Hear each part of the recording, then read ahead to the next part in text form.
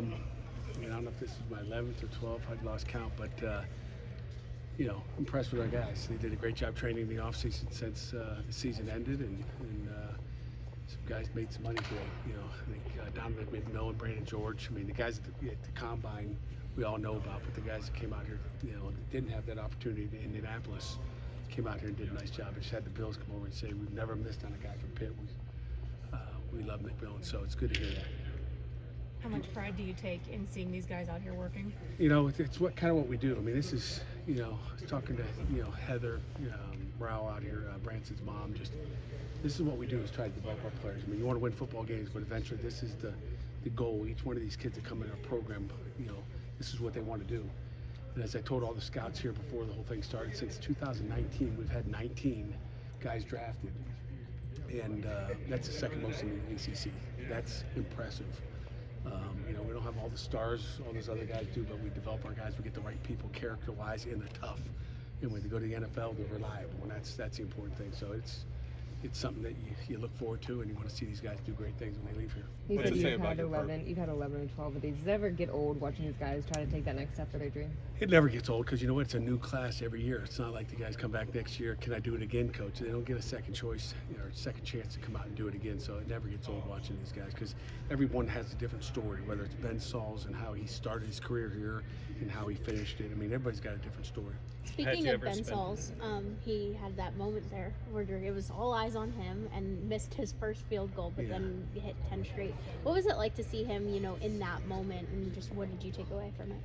He had a great, he did it at the combine, he did it all day. He went out and they wanted to go see him outside. It's like he didn't see him enough in Pittsburgh at Acrisure Stadium, but it was great to watch him. I'm not worried about him missing a little one there. Matter of fact, they changed the whole script. He had a script, and it was kind of a sudden change. I think we had 8 special teams coordinators in the National Football League here today, so they changed up, wanted him to do something different, which was odd. I'm not sure. I wouldn't have said, hey, I'll get it done after I do what I want to do first, but Ben is like, hey, you want me to hit a 55-yarder? Okay, hit a 55. He'll do whatever you ask him to do. So that's the kind of kid he is, but it's great. He's a great player, and we're looking forward to seeing what he does in the future. And on a day like today, do you take any time reflecting and think, man, this guy just got it? Feels like this guy just got here. I remember this guy's an 18-year-old.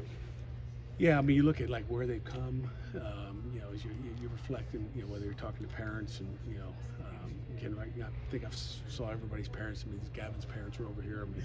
You just sit here and you're talking about like when you recruit him, and recruiting Gavin off of Zoom during COVID. Not seeing him live and looking at that high school tape, which wasn't very good, and turning into the player he is today, it's gratifying. Brandon seemed to impress today. He's been here for 6 years. What does it say about him, but also your program, being able to develop a guy for that long and seeing where he is now, especially in this era of college football? Yeah, our strength coaches do a great job. He's explosive. He saw him jump 42 inches, and he can run still. That's kind of what we do. That's part of the development of what we do with our players. When these guys go and train for these drills, after a couple of months, do they ever come back and surprise you? Like, oh man, I didn't see you run that fast when you were playing. Not really. I think Coach Stack does a great job of training them. I don't know if they they go train because they have to go train. That's what they all do, right? That's what you have to do. That's what your new agent wants you to do. But and then they've been here. Most of these guys have been here for the last 2 weeks, so they finish up their training here with Stack in this facility, so they get refamiliarized with where they are. What do you feel like Konate proved today? Oh boy, people just talk about his route running. Again, he went to the combine. I can't tell you I watched all the combine. Just didn't have time to watch it, but I know he had good days there. I think he just stacked another really good day of catching the football, running routes, and improving what he can do as a football player. How do you convey that consistency when NFL coaches come to you and be like, hey, what's this guy like? And you want to get that message across? Yeah, it's just I think the coaches and the scouts, they know what they get nowadays when they come here. It's not like something different. He can do it all. I'm sitting there moving the jugs around, even on the punts, like make him run. He can track the ball down. So it's I think that's how we practice, is with consistency, and then that's what you're going to get when you get to these days. It's second nature. For a long time, Pitt did not have a linebacker drafted. Then there was Voss, and now Brandon's going through it, and you have a bunch of underclassmen. How's this just transformation been at that position? It's I'm trying to think back. We had a Elijah Sykes playing linebackers and receivers, talking to his dad today just about where he was. He's, Paul talked about how we developed him. He goes, that guy was a receiver. He never played linebacker in his life. And what God did was, Paul's talking about him. I'm like, yeah, you're right. But I think it starts with recruiting. You get great players and guys that have athletic ability to fit your scheme, and then you put them in the scheme and get them going. I mean, you look at the future with Biles and Kyle Lewis and Braylon Lovelace. I mean, those are some. And then we got some young guys behind those guys that are going to be pretty darn good too. So it's recruiting and getting to play. How impressive has what Gavin's been able to do during his time at Pitt been, considering the number of different quarterbacks he's had to play with and the number of different offenses he's had to play in? Yeah, and then he had a different quarterback today. So to me, the quarterback is the quarterback. His job is to get you the ball. The quarterbacks don't matter. And you watch him block, in the run game out here today, with the O-line out there, just moving his feet. He's always been a guy that could run. He could always catch the ball. We know he could run after the catch. But to me, what has gotten really good for him is the way he's progressed in the run blocking, which elite tight ends have to block at the next level too.